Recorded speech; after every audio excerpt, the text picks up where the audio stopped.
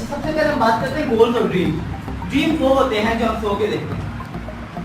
Are you agree with me or not? No. वो तो unexpected होते हैं। हाँ, अनएक्सपेक्टेड होते हैं और कुछ हमारी ख्वाहिश भी होती है कि ड्रीम आए।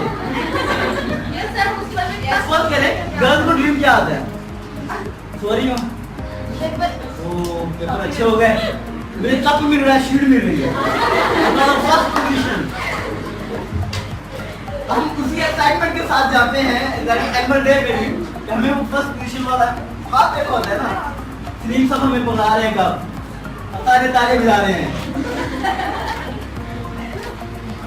लेकिन जब एक्चुअल होता है तो वो ख्वाब क्या हो जाता है, चकना चूर हो जाता है। उसकी रीजन यही है कि हमने इमेजिन किया होता है। ड्रीम आपकी इमेजिनेशन है, वो मे भी सो के हो या वो मे भी जाग के हो, वो आपकी इमेजिनेशन है। लेकिन ड्रीम दो तरह के हैं, एक सो के देखने वाले, एक जाग के देखने वाले। सो के देखने वाले सब देखते हैं, जाके देखने वाला कुछ भी नहीं। लेकिन कहते हैं ख्वाब वो नहीं होता जो आप सो के देखें, ख्वाब वो होता है जो आप सोने में देखें। हाँ, तो सारी अच्छा, आप में से हाथ खड़ा नहीं करना, एक खुद सोचिए कि कौन सुस्त है। अपने आप को एक हाथ ही खड़ा करना।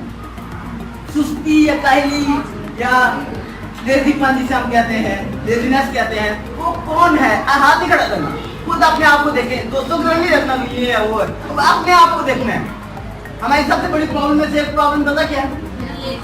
नहीं, हम लोगों को देखते हैं, अपने आप को नहीं देखते। मैं कह रहा हूँ कि अपने आप को देखिए कि है या नहीं। सिर्फ सोचना, अपने आप को बताना मुझे नहीं है, वो साथ वाली देख होती है।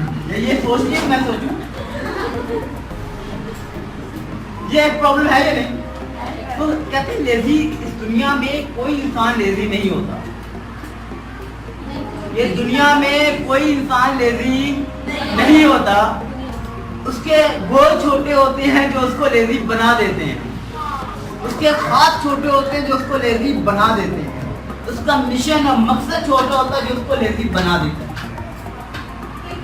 खुदा गवाह है, मैंने 55 सेशन आप लोगों के साथ है, मैंने किसी से 1 रुपया भी नहीं लिया, नॉट अ सिंगल पेनी। और भी अपना लगा के आया, मैक्सिमम एक कप चाय मिल जाता है या 1 गिलास पानी का, वो भी उनकी मोहब्बत होती है, कुछ वो भी नहीं पिलाते, स्कूल वाले वो भी नहीं देते।